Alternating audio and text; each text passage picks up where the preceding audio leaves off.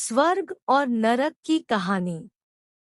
एक बार की बात है, गांव में एक पवित्र व्यक्ति रहता था। वह हमेशा स्वर्ग और नरक के बारे में जानने के लिए उत्सुक रहता था। एक दिन पवित्र व्यक्ति भगवान से मिला। जब वह भगवान से मिला तो उसने पूछा, प्रभु, क्या आप मुझे बता सकते हैं कि स्वर्ग और नरक कैसा है? भगवान मुस्कुराए और उसे दूसरी दुनिया में ले गए। वहां वे दो दरवाजे के सामने खड़े थे। भगवान ने उसे जाने के लिए कहा और प्रत्येक दरवाजे के अंदर खुद जाकर देखने के लिए कहा। पवित्र व्यक्ति ने जाकर पहला दरवाजा खोला। वहां उसने एक बड़ी गोल मेज देखी जिसके चारों ओर लोग बैठे थे। मेज के बीच में स्वादिष्ट सूप का एक बड़ा बर्तन रखा गया था। वहां बैठे सभी लोगों के हाथों में बहुत लंबे चम्मच थे।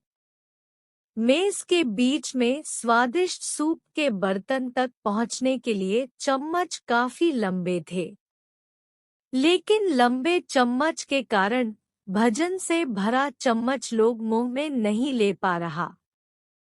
लंबे चम्मच की वजह से खाना ना खा पाने के कारण वे सभी दुबले-पतले और बीमार लग रहे थे। वहां के लोग बहुत दुखी थे। वहां पीड़ित लोगों के दुख को देखकर पवित्र व्यक्ति कांप उठे। वह उस कमरे से बाहर आया और दूसरे कमरे का दरवाजा खोला। दूसरा कमरा बिल्कुल पहले कमरे जैसे ही था। बड़ी गोल मेज और उसके बीच में एक स्वादिष्ट सूप का बर्तन।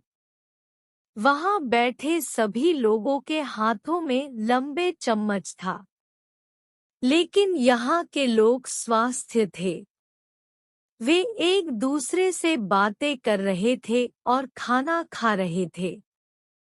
पवित्र व्यक्ति यह देखकर प्रसन्न हुआ और उस कमरे से बाहर आ गया। फिर पवित्र व्यक्ति भगवान के पास गया और कहा, मुझे समझ नहीं आया कि दोनों कमरे एक ही जैसा है।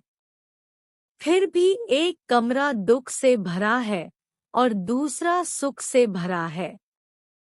भगवान ने उसे समझाया, आपने देखा कि लंबे चम्मच दूसरे को खिलाने के लिए ठीक ठाक है, लेकिन खुद को खिलाने के लिए ठीक नहीं है। आप जिस कमरे में पहले गए थे वह नरक था।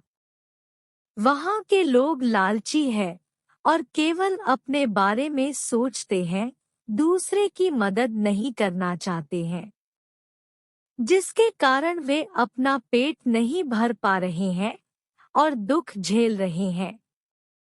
और दूसरा कमरा स्वर्ग था।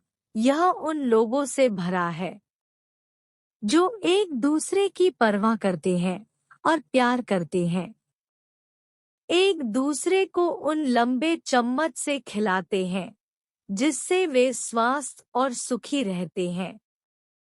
शिक्षा।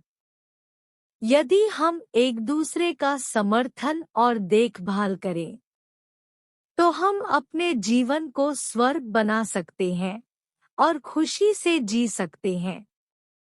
तो आप सभी इस कहानी को पढ़ने के बाद सीख जरूर मिली होगी। तो आपको यह कहानी कैसा लगा कमेंट में जरूर बताएं और ऐसी नई नई कहानी को सुनने के लिए चैनल को सब्सक्राइब जरूर करें।